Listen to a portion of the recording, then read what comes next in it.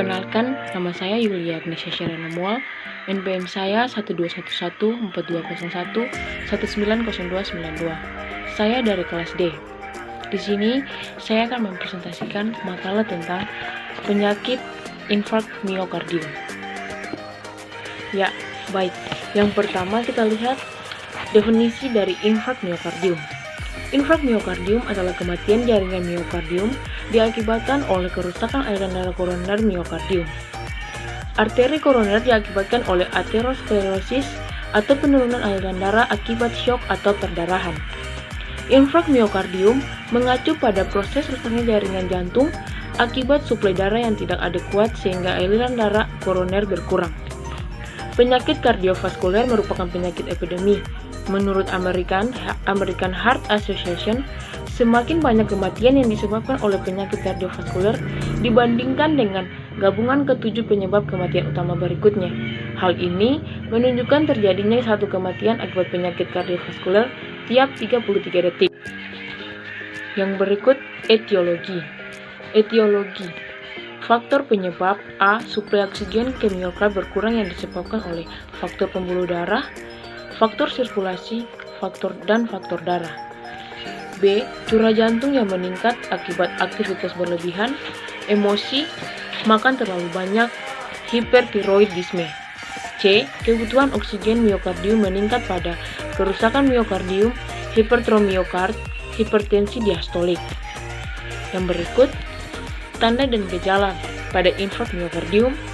Gejala berupa rasa sesak atau nyeri di dada, leher, punggung atau lengan, serta kelelahan, limbung, detak jantung abnormal, dan kecemasan. Gejala lain yang mungkin muncul adalah keringat dingin, mual muntah, batuk, jantung berdebar-debar, dan pusing. Yang berikut, patofisiologi. Umumnya, infark miokardium didasari oleh adanya arteriosklerosis pembuluh darah koroner. Nekrosis miokardium hampir selalu terjadi akibat penyumbatan total arteria koronaria oleh trombus yang terbentuk pada arteriosklerosis yang tidak stabil, juga sering ruptur.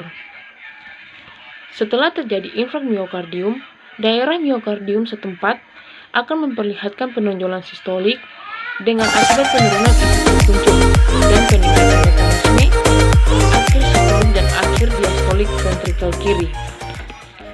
Miokardium relatif masih baik akan mengadakan kompensasi, khususnya dengan bantuan energetik untuk mempertahankan curah jantung. Tetapi dengan akibat peningkatan kebutuhan oksigen miokardium, kompensasi ini juga tidak akan memadai bila daerah yang bersangkutan mengalami iskemik atau juga fibrotik. Bila infark kecil dan miokardium yang harus mengkompensasi masih normal, pemburukan hemodinamik akan minimal. Sebaiknya, bila infark yang harus kompensasi sudah buruk akibat iskemik atau infark tekanan akhir distolik, ventrikel kiri akan naik dan jantung terjadi. Yang berikut, diagnosa keperawatan yang dapat muncul pada penyakit infark miokardium. Yang pertama kita lihat yaitu gangguan pertukaran gas berhubungan dengan timbunan asam laktat, penurunan suplai oksigen ke miokardium. Yang kedua, nyeri berhubungan dengan timbun asam laktat. Yang ketiga, cemas berhubungan dengan nyeri. Dan yang keempat, risiko penurunan curah jantung berhubungan dengan kontraktilitas turun. Yang kelima, risiko berlebihan ke volume cairan ekstraseluler berhubungan dengan kegagalan pompa jantung. Ya, selanjutnya kita masuk pada asuhan keperawatan pada infark miokardium. Di sini kasus saya yaitu seorang laki-laki bernama Tuhan H, usia 50 tahun, beragama Kristen, bekerja sebagai supir. Tuhan H masuk rumah sakit karena serangan jantung. Yang pertama, pada asuhan keperawatan kita lihat pengkajian. Dalam pengkajian ada identitas pasien. Yang pertama, nama Tuhan H, umur 50 tahun, agama Kristen Protestan, tempat tanggal lahir Ambon 1 Januari 1970. Jenis kelamin laki-laki, warga negara Indonesia, pendidikan terakhir SD, pekerjaan supir, dan alamat Ambon. Penanggung jawab, nama Nyonya A, alamat Ambon, hubungan dengan pasien yaitu suami. Yang berikut kita lihat keluhan utama. Pasien mengatakan nyeri dada sebelah kiri menjalar ke punggung. Riwayat penyakit sekarang, nyeri dada hilang timur, nyeri ada pada skala 6. riwayat penyakit dahulu, tidak pernah memiliki penyakit seperti hipertensi dan diabetes mellitus. Yang berikut riwayat kesehatan keluarga, penyakit keturunan, pasien mengatakan tidak memiliki penyakit keturunan.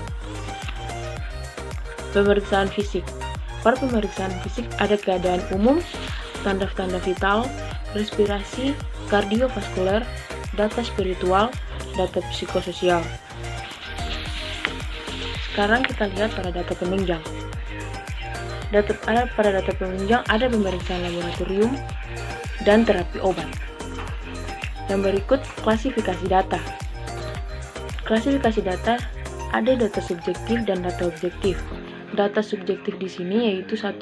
Pasien mengatakan sesak nafas. Yang kedua, pasien mengatakan nyeri dada sebelah kiri, menjalar ke punggung seperti diremas-remas. Skala nyeri ada pada 6. Yang ketiga, pasien mengatakan nyeri dada sebelah kiri dan merasa lemah dan sesak setelah beraktivitas. Yang berikut data objektif.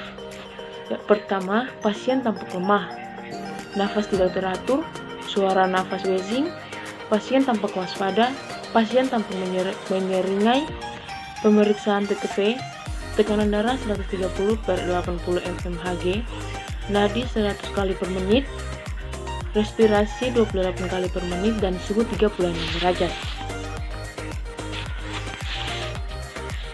Pada analisa data tersebut, kita mendapatkan diagnosa keperawatan yaitu nyeri akut berhubungan dengan iskemia jaringan miokard, ketidakefektifan pola nafas berhubungan dengan keletihan otot pernapasan, intoleransi aktivitas berhubungan dengan ketidakseimbangan antara suplai oksigen miokard dan kebutuhan. Yang berikut rencana tindakan keperawatan.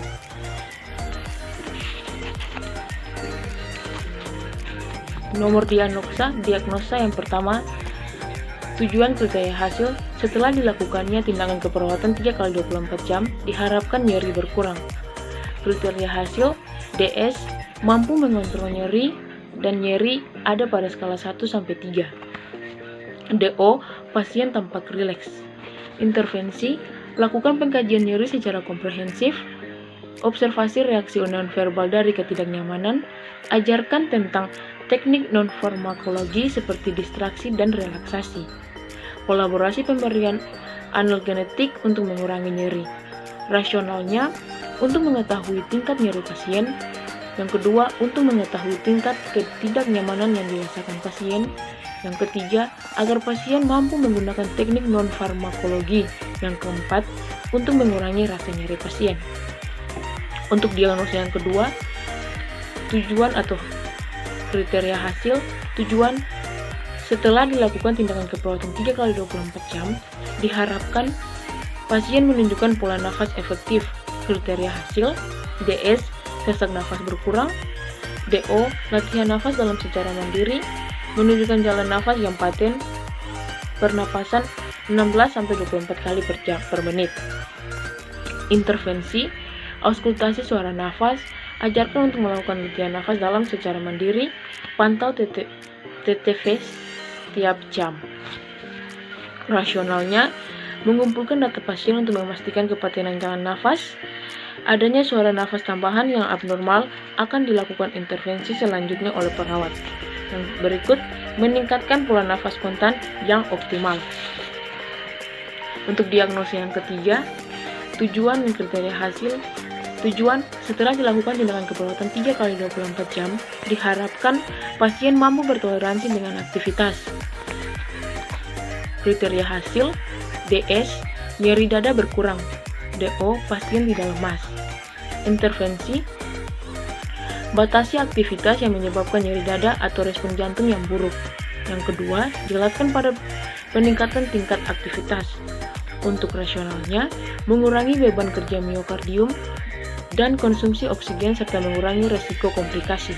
Yang kedua, kegiatan progresif meningkatkan kekuatan dan mencegah kelelahan. Yang berikut kita lihat pada tindakan keperawatan atau implementasi. Implementasi, melakukan pengkajian nyeri secara komprehensif, mengobservasi reaksi nonverbal dari pasien ketidaknyamanan, mengajarkan teknik nonfarmakologi, mengkolaborasi pemberian analgetik untuk mengurangi nyeri, mengajarkan untuk melakukan latihan nafas dalam secara mandiri, memantau tanda-tanda vital tiap jam, menjelaskan aktivitas yang menyebabkan nyeri dada atau respon jantung buruk.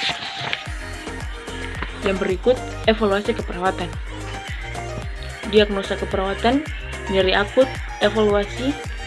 Kita lihat di evaluasi ada SOAP. S, pasien mengatakan nyeri dada sebelah kiri jalan timbul skala 3. Untuk O-nya, 1. Wajah tampak rileks. A. Masalah keperawatan teratasi. B. Intervensi dihentikan. Untuk diagnosa yang kedua, ketidakefektifan pola nafas. Evaluasi. S. Pasien mengatakan tidak merasa sesak lagi. O. Respirasi 22 kali per menit. Tidak ada suara nafas abnormal. A. Masalah teratasi. B. Intervensi dihentikan. Intoleransi aktivitas. Diagnosa ketiga. Evaluasi. S. Pasien mengatakan badannya tidak lagi lemah. O. Pasien mampu melakukan aktivitas tanpa bantuan. A. Masalah teratasi. B. Intervensi dihentikan. Demikianlah hasil presentasi dari saya. Terima kasih.